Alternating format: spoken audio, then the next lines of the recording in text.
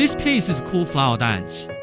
Right now you're looking at 4 different characters playing it at the same time, and the performance animations of all 4 characters were generated by the very same tool. It's called KeyRipple. KeyRipple is a cross-platform piano performance animation generation tool.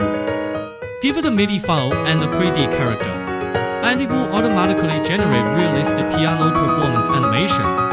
It supports both Unreal and Blender. Since KeyRipple first came into being, through constant iterations, it has undergone many changes, and this tutorial series is the remake of the original Blender and Unreal tutorials. I've divided this series into several parts. First, there are 2 quick start episodes, one on Blender, one on Unreal.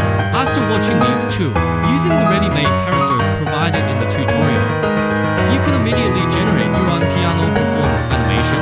You don't need to watch anything after that. But if you want to create custom characters, then you absolutely must watch the next part. I call it General Principles. There are 2 episodes in total. One covers the full workflow of custom characters. One covers the pre-processing of character skeletons.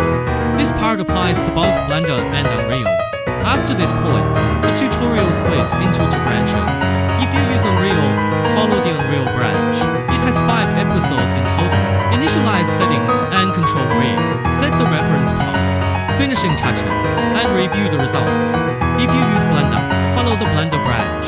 Also 5 episodes, with content that corresponds 1-to-1 with the Unreal branch. The core algorithm on both sides is exactly the same, and the results are identical too. Alright, enough talk. In the next episode, we dive straight into the quick start.